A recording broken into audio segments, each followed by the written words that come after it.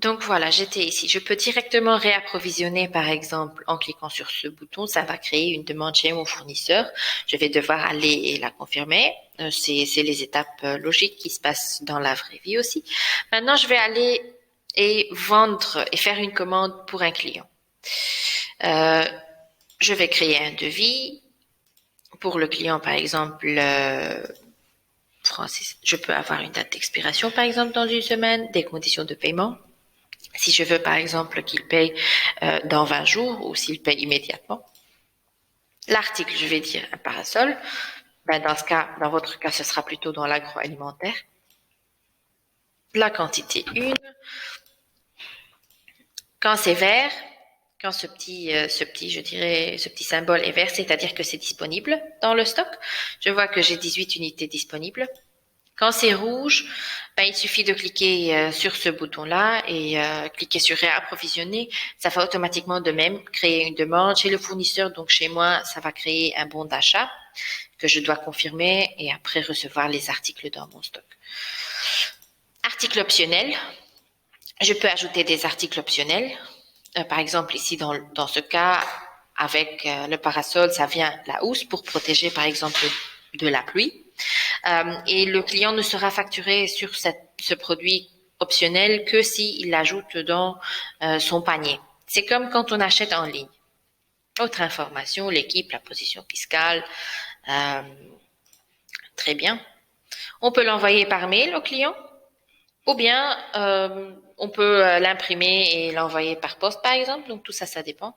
Moi, je vais l'envoyer par mail. Je vois que ça va passer de devis à devis envoyé automatiquement.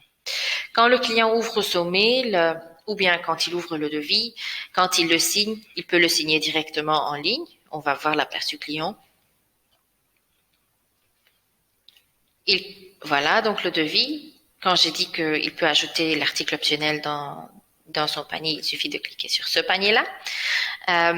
Il peut le signer directement, automatiquement. Accepter et signer.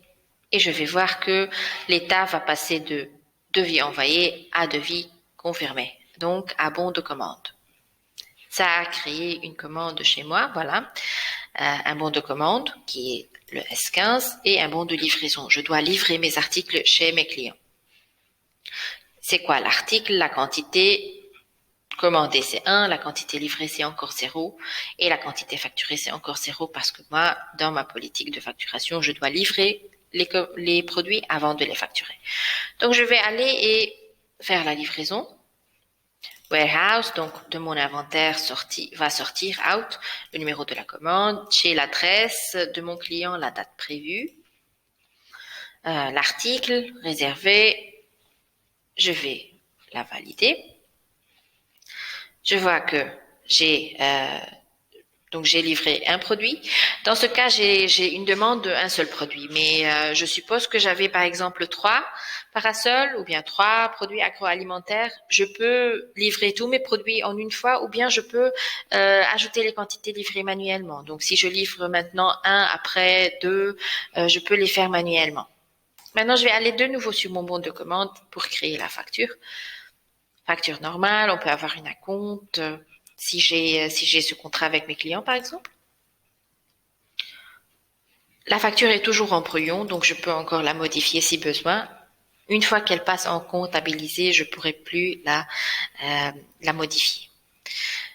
Donc je vois la facture pour les produits qui sont livrés. Je vais la confirmer pour pouvoir enregistrer le paiement. Par espèce, par exemple, on peut avoir différentes méthodes de paiement par banque ou par cash ou par chèque.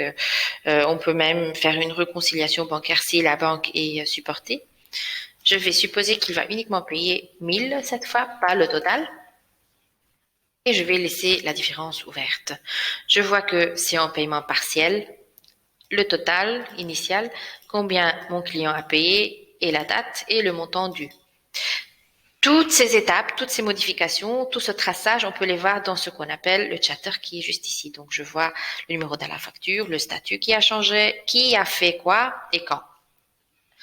Je vous invite à faire des tests vous-même. Franchement, comme ça, vous sauriez de quoi exactement je parle parce que comme ça, c'est un peu vague. Maintenant, je suis en train de payer le reste.